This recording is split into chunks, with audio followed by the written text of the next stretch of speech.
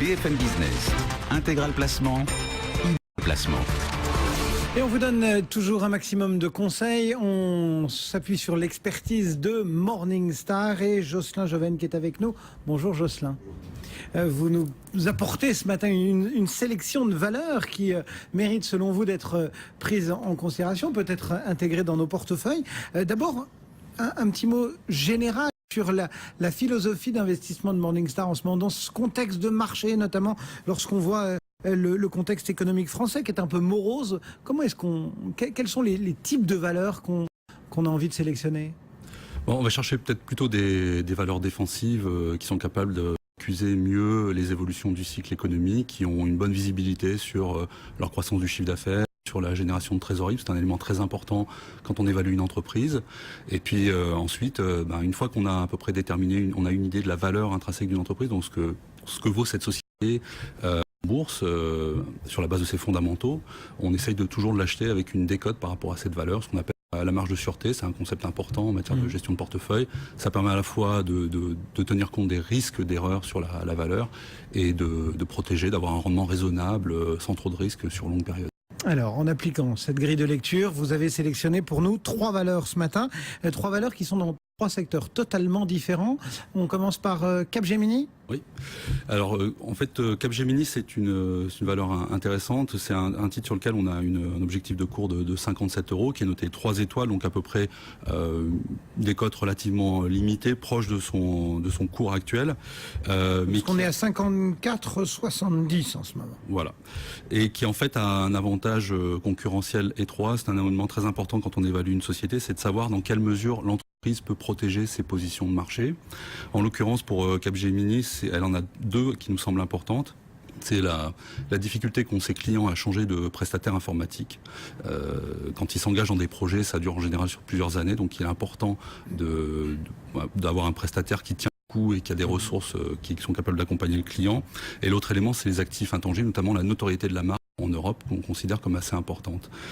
Concernant Capgemini, c'est une société qui a revu son modèle économique au cours des dernières années, en développant à la fois l'idée d'avoir des ressources humaines proches des clients et des ressources éloignées, ce qu'on appelle l'offshore, et sur lesquelles l'entreprise s'est fortement développée. Et c'est un modèle qui lui permet, de par sa taille, d'intéresser des grands clients, des grands comptes comme Coca-Cola, Rolls-Royce, BNP Paribas. Donc voilà, ce genre de client est important, et de par sa taille, Capgemini peut s'adresser à ces clients-là. Donc ça, c'est un élément important. Le deuxième élément qu'on trouve intéressant chez Capgemini, c'est que justement, de par sa taille et ses relations avec ses clients de long terme, c'est un acteur qui est devenu incontournable, un partenaire de long terme aussi pour les grands éditeurs de logiciels, que sont IBM, Microsoft, Oracle.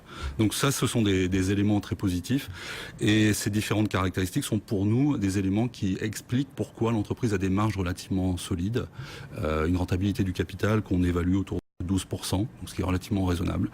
Et on le voit dans les résultats du 3e trimestre, on a une croissance organique de 2,8%, et la société qui a pu réitérer ses objectifs pour l'année, donc elle vise une croissance de 2 à 4%, quand par exemple Atos vise une croissance nulle, et un objectif d'amélioration de sa marge entre 8,9 et 9,9% environ pour 2014, dans un contexte qui est relativement difficile. Voilà pour Capgemini à 54,64 ce matin, on perd 0,8% sur le titre Capgemini. Autre valeur, on reste dans les C, mais on change de secteur. Carrefour, pourquoi avoir retenu le distributeur ? Carrefour, c'est une société qui est rentrée en portefeuille parce que déjà depuis le début de l'année, elle a un parcours un peu difficile, elle a perdu 17%, mais elle rebondit de 12% par rapport au point bas de 16 octobre, donc c'est une société sur laquelle notre objectif de cours est de 28 €, qui est noté 4 étoiles, donc qui est relativement décoté par rapport à sa valeur intrinsèque, et qui dispose d'un avantage concurrentiel étroit. C'est, je rappelle, le 2e distributeur au monde, le 1er en Europe, ce qui lui confère une capacité, une puissance d'achat au niveau de ses fournitures. C'est une société qui intervient malgré tout dans un secteur très concurrentiel qui est celui de la distribution. Le client est assez volatile, mais qui malgré tout a pu démontrer sa capacité à générer une bonne rentabilité du capital, puisqu'elle est autour de 11% sur 3 ans en moyenne, sur une base non retraitée. Et c'est aussi une société qui se restructure, qui a engagé, dont le management a décidé de donner plus de responsabilités, de décentraliser la prise de décision, de donner plus de responsabilités aux responsables de magasins en direct et de réduire ses coûts centraux. Donc ce sont des éléments positifs, donc des bonnes qualités de long terme. Mais tout ça a déjà été joué par le marché, non? Il n'est pas trop tard pour jouer ces thématiques-là, ces points forts de Carrefour que vous êtes en train de décrire?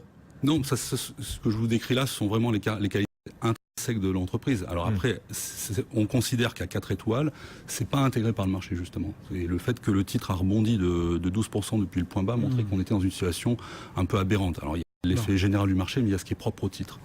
Il y a un autre point qui est intéressant, c'est que les résultats récents de la société ont été plutôt bons, puisque sur le troisième trimestre, on a une croissance de 4% des formats de proximité. Là où le groupe souffle le plus, c'est au niveau des hypermarchés, où il y a toujours une difficulté à attirer les chalands, où justement la concurrence est la plus forte. L'autre risque qu'on voit sur le titre éventuellement, c'est le développement d'Internet, notamment dans le non alimentaire. Donc ça, c'est un facteur de risque. Mais on pense qu'à côté de ça, l'entreprise a d'autres relais, d'autres ressorts qui lui permettent de se développer. Et en termes de valorisation, on est une société qui se paye actuellement 13,6 fois le résultat, qui devrait avoir une croissance des résultats de 11% en moyenne, qui a un rendement de l'ordre de 2,5%. Donc ça ne nous semble pas forcément excessif sur les cours actuels. C'est un titre qui peut être intéressant et qui d'ailleurs se situe à mi-chemin entre un Tesco par exemple qui se traite moins de 13 fois le résultat et un Walmart qui a 15 fois. Voilà donc pour ce deuxième titre, hein, donc Capgemini tout à l'heure, Carrefour à présent, et on jette également un œil sur Airbus Group. On est à 48,30 ce matin. Oui. Alors sur Airbus, on a un objectif de cours de 60 €. Là encore, on considère qu'il y a une décote assez importante. Il y a un gros potentiel. Il y a un bon potentiel, dirons-nous. Il y a un avantage concurrentiel qui est assez important. Il faut rappeler qu'Airbus, c'est le co-leader mondial de l'aviation civile. C'est le leader mondial sur les avions simples courriers, donc notamment la 320 Neo, qui a un bon succès commercial. Et cette situation de duopole d'Airbus lui offre une visibilité sur son carnet de commandes qui est assez considérable, puisqu'ils ont un carnet de commandes de plus de 600 milliards d'euros, alors qui intègre certainement des surréservations de la part des compagnies aériennes qui ne veulent pas se retrouver en problématique de remplacement de leur flotte, mais qui sur longue période offre... Le carnet de commandes est tellement fourni qu'il faut savoir poser des options qu'on lèvera si... Exactement. Donc ça, c'est un élément très positif. C'est aussi un acteur important dans le secteur de la défense, dans la fabrication d'hélicoptères, dans la fabrication de missiles, d'avions de chasse. Et il faut aussi savoir que c'est aussi un fournisseur important dans tout ce qui est le domaine spatial, justement, puisque c'est un des fournisseurs d'éléments de la Station spatiale internationale. Donc tout ça, ce sont des éléments, des savoir-faire, de la technologie qui est pas forcément très bien intégré par le marché. D'ailleurs, les résultats du troisième trimestre seront publiés le 14 novembre. Les résultats du deuxième trimestre ont montré d'ailleurs qu'il y avait des bons ressorts en termes de fondamentaux, puisqu'on a eu une croissance du chiffre d'affaires de 12% chez Airbus, de 7% au niveau du groupe. Le résultat d'exploitation a progressé de 26%, donc alors que les dépenses de recherche et développement ont cru de 6%. Donc ça montre que améliore ses marges, même s'il doit continuer à investir en R&D. D'accord. Donc ça, c'est des éléments positifs. Il y a une valorisation de 14-15 fois le résultat pour une croissance de 26% par an sur les 5 prochaines années, selon nos analystes. Donc, ce qui reste quand même très, très confortable pour un investisseur de long terme. Bon. Et on a notre objectif de cours, je rappellerai juste, qui s'appuie sur des prévisions de résultats qui sont un peu plus prudentes que celles du management, puisque le management vise S'il y a de bonnes surprises, ça risque d'amplifier un peu. Du bonus, on dirait. Voilà les sélections Morningstar du jour. Juste un tout petit très rapidement, parce qu'on est un peu pris par le temps. Edenred, que vous avez sorti de votre liste, c'est ça de votre Oui, qui est sorti de la liste, puisque le titre a pris 11% depuis. On en a parlé le Il faut savoir vendre. Exactement. Et votre sélection du jour, Carrefour et Airbus Group. Merci beaucoup, Jocelyn Joven, pour Morningstar. Voilà des